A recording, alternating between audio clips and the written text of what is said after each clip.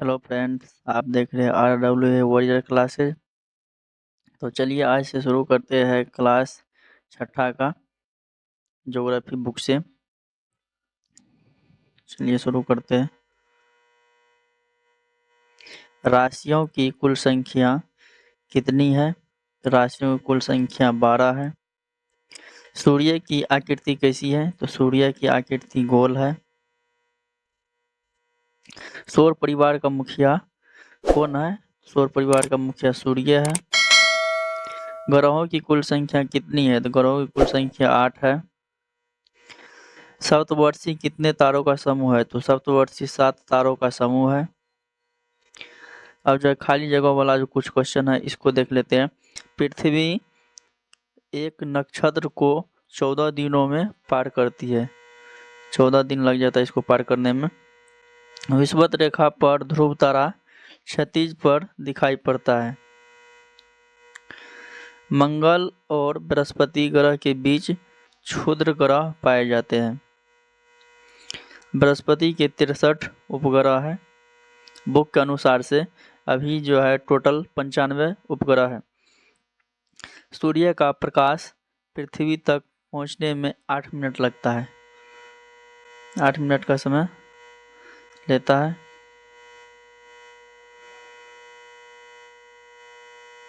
चलिए कुछ जो है मिलान वाला क्वेश्चन है इसको जो है कर लेते हैं। बुध, तो बुध सबसे छोटा ग्रह है। पृथ्वी को नीला ग्रह कहते हैं। चंद्रमा को पृथ्वी का उपग्रह कहते हैं।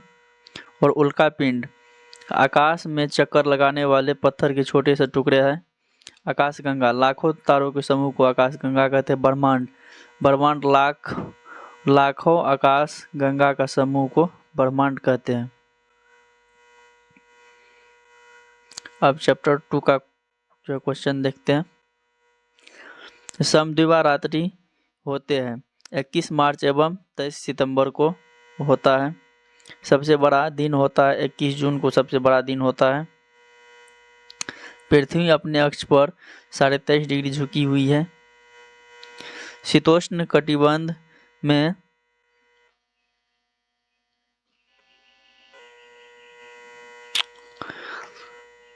जहाँ सालों भर गर्मी पड़ती है वह क्षेत्र कहलाता है उष्ण कटिबंध कहलाता है।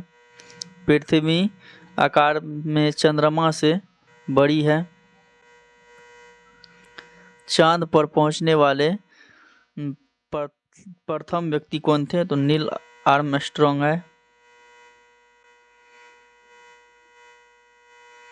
चलिए खाली जगहों को देख लेते हैं। उत्तरी ध्रुव से दक्षिणी ध्रुव को मिलाने वाली काल्पनिक रेखा को देशांतर रेखा कहते हैं। पृथ्वी की घूर्णन गति के कारण दिन और रात होते हैं। विषुवतीय प्रदेश में सूर्य की किरणों सालों भर सीधी पड़ती है। पृथ्वी पश्चिम से पूर्व की ओर घूमती है। चैप्टर 3 चलिए शुरू करते हैं। चैप्टर 3 जीवन पनपता है तो स्थल मंडल पर जो पनपता है। अंतरिक्ष में जाने वाले पहले भारतीय थे तो राकेश शर्मा थे। जलडमरू मध्य जोड़ता है। 2 बड़े जल भागों को जोड़ता है। समताप मंडल होता है तो वायुमंडल में होता है। अब खाली जगहों को देख लेते हैं।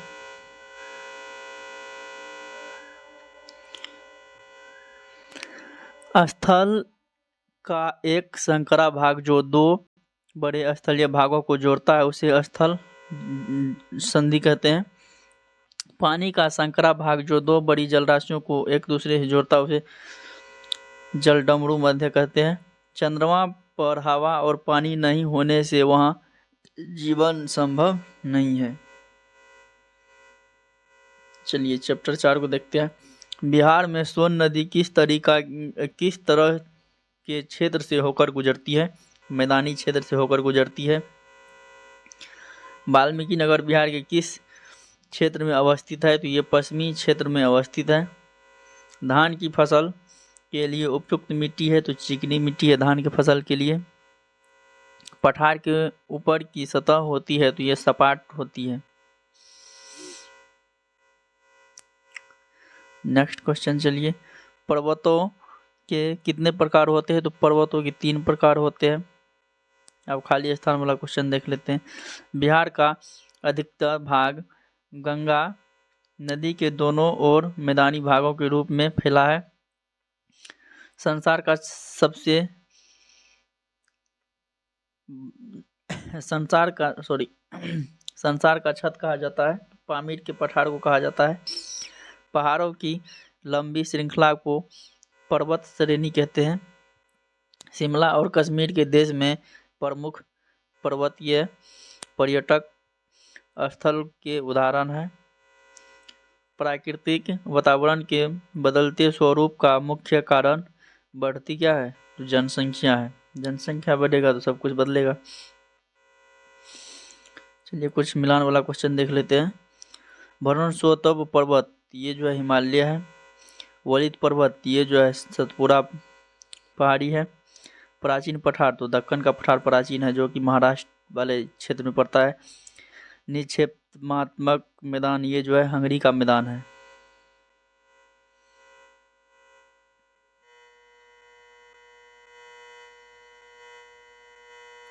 चलिए चैप्टर 5 को देख लेते हैं। प्रमुख दिशाएं कितनी होती है? तो प्रमुख दिशाएं 4 होती है। कुल दिशाओं की संख्या कितनी है? तो कुल दिशाओं की संख्या 10 है। बंगाल की खाड़ी भारत के किस दिशा में है? तो दक्षिण पूर्व में है।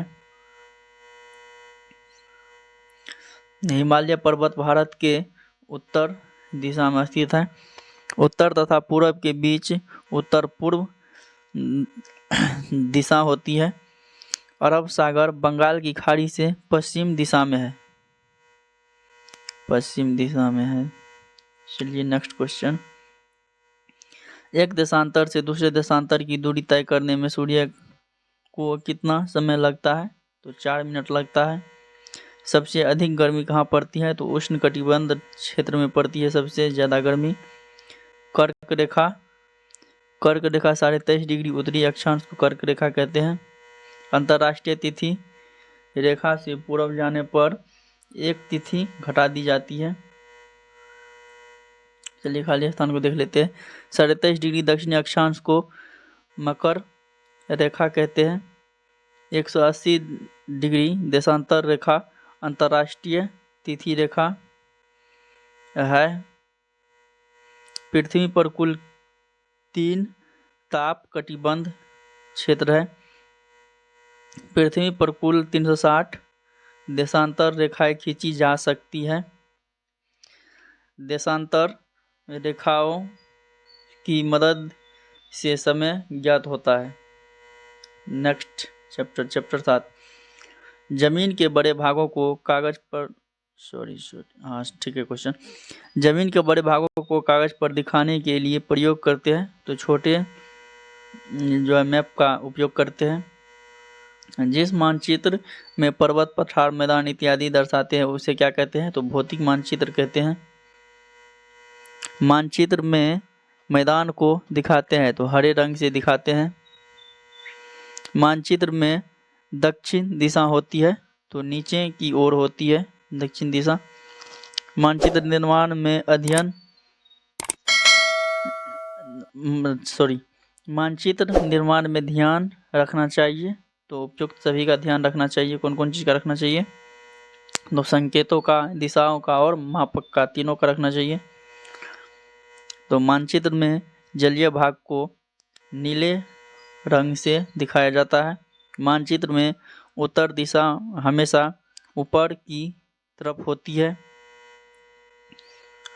जनसंख्या मानचित्र विषयक मानचित्र का उदाहरण है।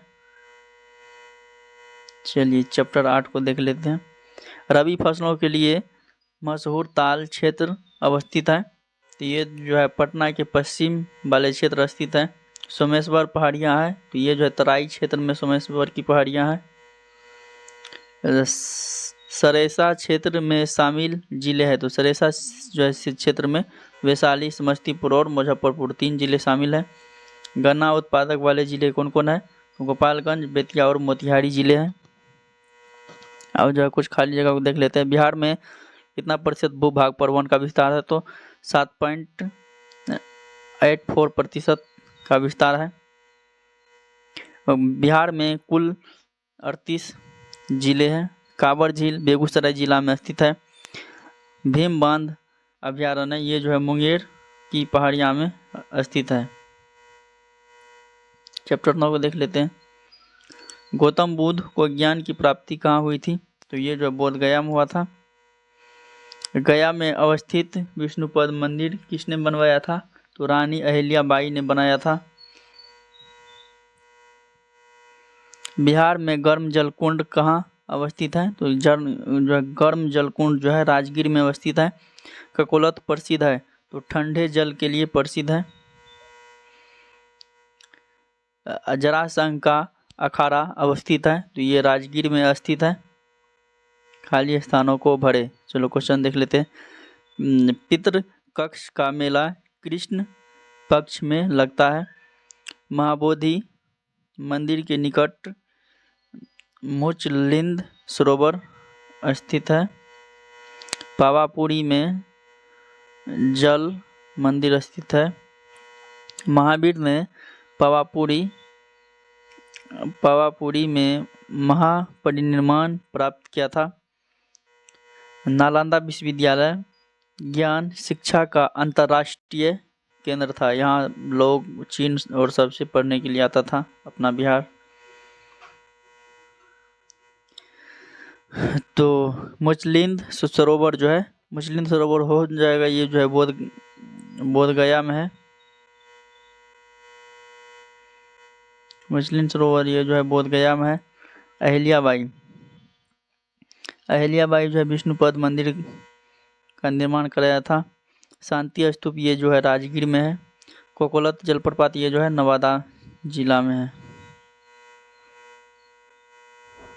गुरु गोविंद सिंह का जन्म स्थान कहाँ है, तो पटना में है।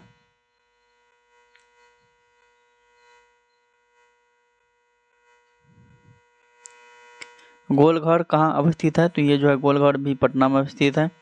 दीदारगंज कहाँ स्थित है, तो जो है दीदारगंज भी पटना में ही अवस्थित है। गोलघर का निर्माण 1786 में करवाया गया था। शेरशाह का मकबरा सासाराम में स्थित है। पटना स्थित संग्रहालय में वर्ष कितनी एक विशाल पेड़ की डाल रखी गई थी, तो 2500 वर्ष पुराना है। यक्षिणी की मूर्ति डैश में मिली थी, तो ये जो है दीदारगंज में मिली थी यक्षिणी की मूर्ति। तख्त श्री हरमंदिर डैश में अवस्थित है, तो ये जो है पटना साहिब में अवस्थित है। शेरशाह का मकबरा अष्टकोणीय है। शेरशाह का मकबरा अष्टकोणीय है। ग्रैंड कोर्ट रेलवे डैश को जोड़ती है, तो ग्रैंड कोर्ट रेलवे हावड़ा और दिल्ली को जोड़ती है मुगल सराय के रास्ते से।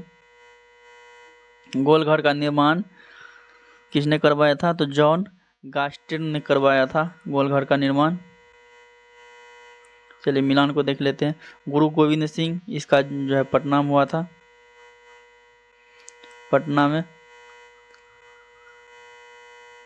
पटना संग्रहालय ये जो है राजेंद्र कक्ष में है। गोलघर ये जो अनाज का भंडार है। रोहतास ये जो है सासाराम है। चलिए फ्रेंड्स, टोटल जो है 10 चैप्टर था, तो यहाँ तक जो ख़त्म कर चुके हैं। छठा क्लास का NCERT, अब जो है 7वां क्लास का NCERT जो है स्टार्ट करेंगे। तो आप लोग जो है वीडियो में बने रहेंगे नेक्स्ट वीडियो में। जय हिंद, जय भारत।